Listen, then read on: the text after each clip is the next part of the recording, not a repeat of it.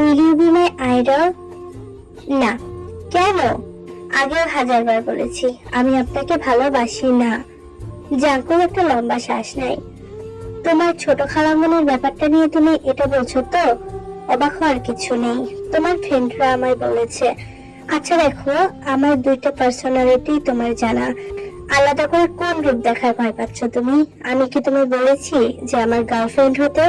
I want to you to be my idol. আমার wife হতে বলেছি তোমায়। তুমি নিজেই বলেছিলে একজন হাজবেন্ডের কাছে তার ওয়াইফ হলো তার আইডল। তুমিও তো আমায় ভালোবাসো, স্বীকার করছো না কেন? এখন কি আমার ক্যারিয়ার ছাড়তে বলছো তুমি? তে কিছুক্ষণ চুপ থেকে বলে, আমি তো অন্য কাউকে ভালোবাসি। জাঙ্কুকের চোয়াল শক্ত হলো, গম্ভীর স্বরে শুধায়, কে সে? তে জাঙ্কুকের চোখে চোখ রেখে বলে, ইউনোকে। জাঙ্কুক তের দিকে তাকায়। অবশ্য ইউনোর সঙ্গে তো আমি ছিলামই না, যে ইউনোর সঙ্গে ছিলাম সে তো। তে থেমে যায়। জাঙ্কুক ডাকা হাসে, উফ বরবটি, তোমাকে নিয়ে যে কি করি। আমি আর ইয়োনা, ইয়োনা না, ইয়োনার ছদ্মবেশে জাঙ্কুক দুজনে সি বিচের সামনে বসে আছি। হসপিটাল থেকে পালিয়ে এসেছি আমরা দুজন।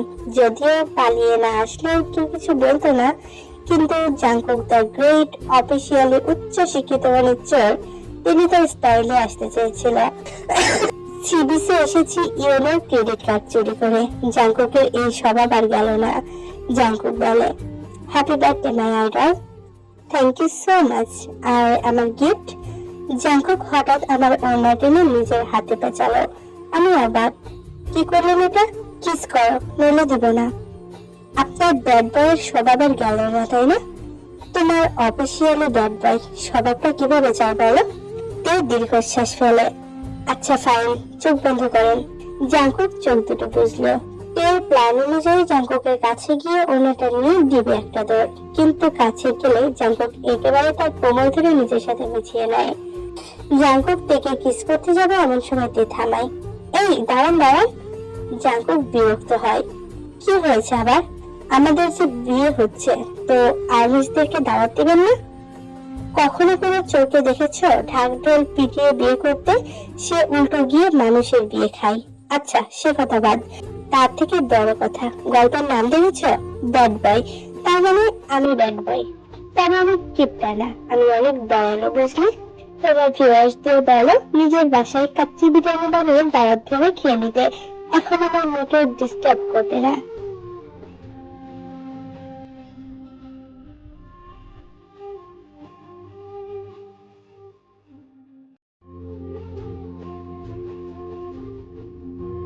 হ্যালো বাকিরা, আমি জানতাম না যে শেষে এইটুকু আছে। আমি ভাবছিলাম অনেক বেশি বড়, মানে আরেকটা পার্ট হবে, কিন্তু এখন দেখি শুধু 3টা পেজ।